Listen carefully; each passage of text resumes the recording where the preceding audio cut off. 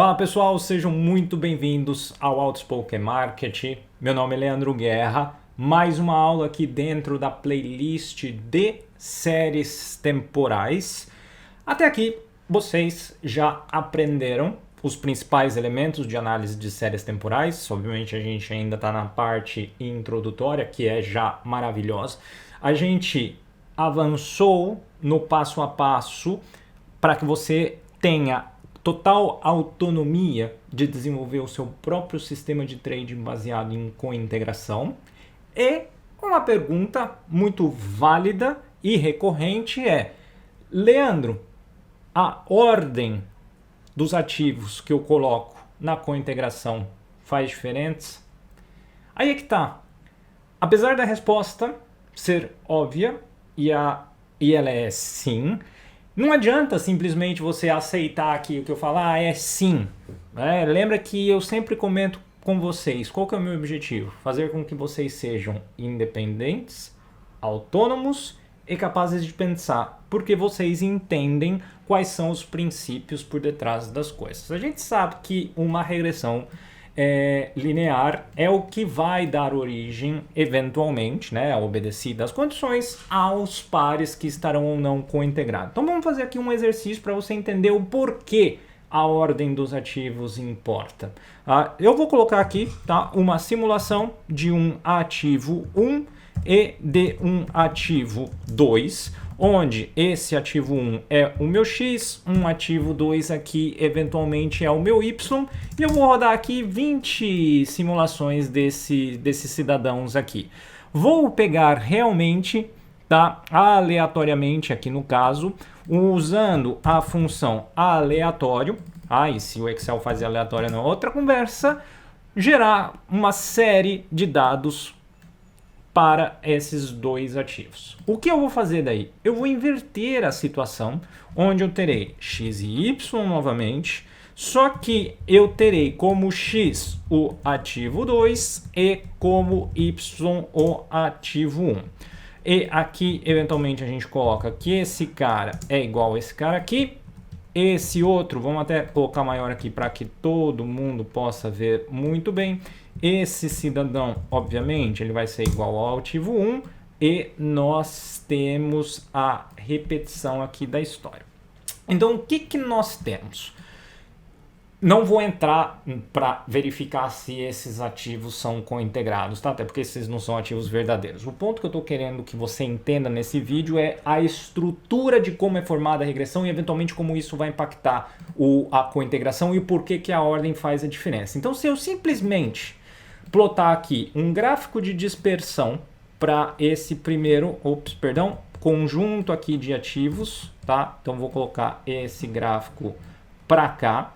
Então, vou colocar aqui, gráfico 1, então vou colocar aqui G1 e vou eventualmente plotar este outro cidadão aqui do meu lado como gráfico 2, ou eu vou chamar aqui de G2. Vamos colocar um tamanho que seja mais ou menos equivalente e aí fica todo mundo contente aqui.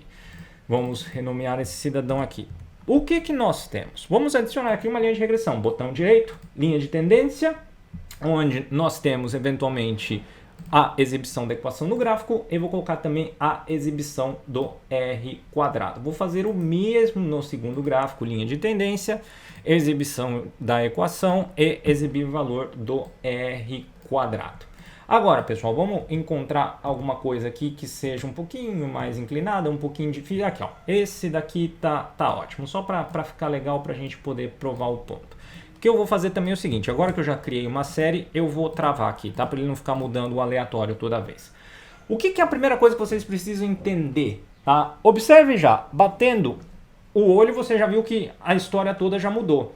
Horas, aqui onde eu tenho o meu G1, que é esta primeira situação, e a segunda situação onde eu tenho o G2, veja só que o nosso ativo 1, que é o X, e o ativo 2, que é o Y, veja que essa equação, ou seja, a regressão de um pelo outro, ela já tem aqui betas diferentes. Aqui é menos 0,31, enquanto o outro é menos 0,22.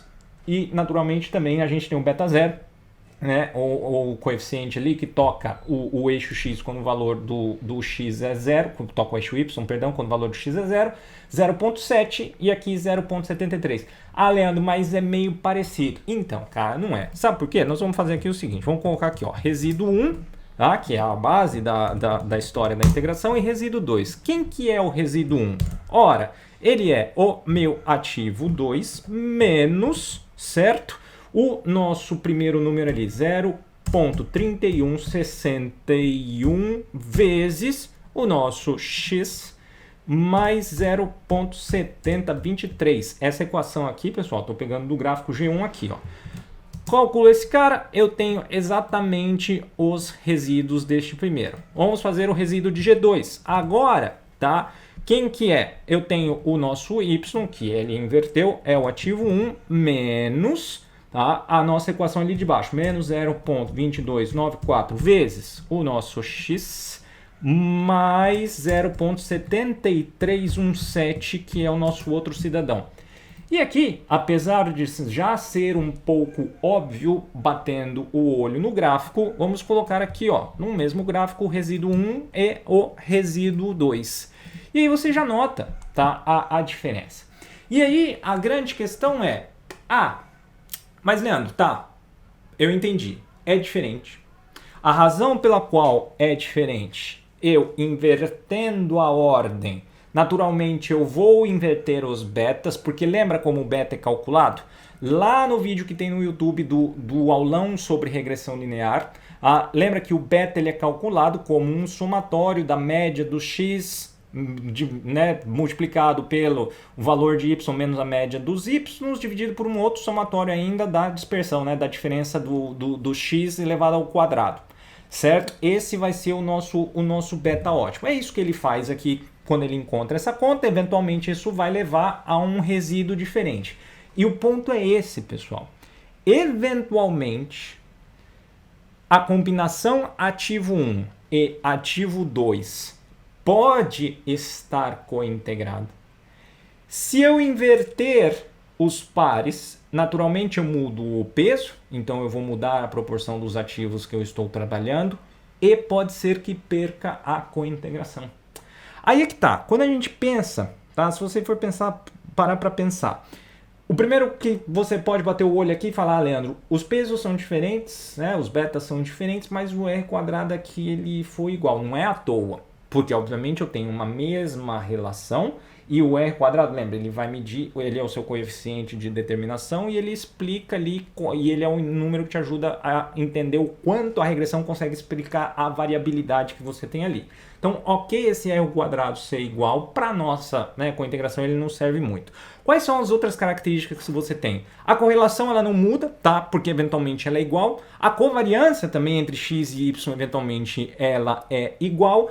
Então, quando a gente tem, olhando para um aspecto da regressão em si, se você for pegar esses componentes da relação entre x e y, seja a correlação, a covariância ou eventualmente o R quadrado, você pode falar, bem, são todos iguais, então eu tenho ali uma conclusão de que a minha cointegração eventualmente também é válida se eu inverto os pares, obviamente inverte. Não é o caso. Tá? A prova, e aqui é a base teórica, tá? Vocês percebem a beleza que é essa base teórica? O porquê que acontece? E aí, o que eu quero que vocês peguem disso tudo aqui? Mais do que só, né, o conceito em si. Quando você se põe diante de uma dúvida do tipo, ok, se você pode perguntar para mim, eu posso responder, obviamente, é meu prazer fazer isso. Mas pare para pensar. Quando você se vê diante de um dilema do tipo ou de qualquer outra coisa, como que você resolve o tipo de problema? Põe à prova. Você sabe como funciona a regressão. Eu ensinei já para vocês no aulão. Eu ensinei para vocês os passos a passo que nós temos ali, exatamente para fazer a cointegração. Modifiquem os parâmetros, veja o que acontece. E aí você é capaz de raciocinar e chegar na resposta. Isso te dá um poder tão grande, te dá uma autonomia tão grande, que você consegue, né, detectar eventualmente melhorias, mudanças, erros, coisas que você pode fazer de uma maneira completamente diferente. Não contente com essa situação aqui, você poderia ter feito o seguinte, indo na planilha que eu forneci para vocês, tá? Na nossa parte 4 dos estudos de séries temporais que nós fizemos, a gente tinha aqui essa simulação, né? Com o ativo 1 e o ativo 2. Veja como muda, e aqui já passado por todas as etapas né, para você conferir se tem cointegração ou não, vamos pegar e salvar este seguinte gráfico aqui, que é o nosso resíduo nessa situação atual. Vou deixar ele aqui com o print screen. Agora veja uma coisa, eu vou inverter a ordem aqui do ativo 1 e o 2, tá? E aí vai ficar mais do que claro tudo isso que eu estou explicando para vocês. Vou fazer uma cópia desse cara aqui, transferir o ativo 1 para o 2 e voltar esse cara eventualmente aqui. Veja, tá? Veja, eu vou até passar isso daqui para cá. Olha como, tá?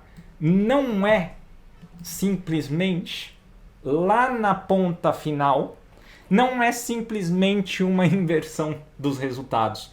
Então, eventualmente, você poderia, veja que até o stat_t aumentou, era -1 na situação inversa, tá? Que era a nossa situação original, e quando eu inventei, você teve até, aumentou da magnitude, né? Mas diminuiu porque ele é mais negativo. Eventualmente esse cara aqui poderia ter sido levado à cointegração. E aí você olha só como esse resíduo sim, ele tende a ser minimamente, né, a apresentar certas características um pouco mais de retorno à média que esse primeiro que nós tínhamos aqui não tem. Ele não é simplesmente invertido. Ah, Leandro, mas eu estou vendo ali ó, que as ondas em si, né, elas são relativamente invertidas. Horas. É só você dar uma olhada aqui no nosso outro gráfico. Você tem mais ou menos um gráfico, não chega a ser necessariamente o espelho um do outro, mas você tem sim elementos onde você pode ter até uma relação, como se fala, né? Defasadas em 90 graus nesse caso, as curvas. Mas isso não implica que esses cidadãos eles estarão, tá, obrigatoriamente descointegrados ou cointegrados só porque uma inversão está. Isso mostra também uma dificuldade, entre aspas, adicional de você fazer pairs tradings, que é naquela tentativa de encontrar quais são os pares que estão correlacionados. Porque às vezes você testa, né, YouTube4 contra, não sei, BBDC4. Não está cointegrado. Às vezes, se você inverter BBDC4 contra o YouTube4, aquele cara pode estar eventualmente cointegrado. E aqui você tem a prova cabal de tudo isso. Beleza, meus queridos? Espero que esteja ficado realmente muito claro. Para quem quiser fazer o download aqui dessa simulação que nós fizemos, está disponível no site do Outspoken Market. Lembre-se, se inscreva no canal, compartilhe o vídeo, deixe o seu like, o seu comentário e a gente se vê aí numa próxima, pessoal. Um grande abraço, tchau, tchau.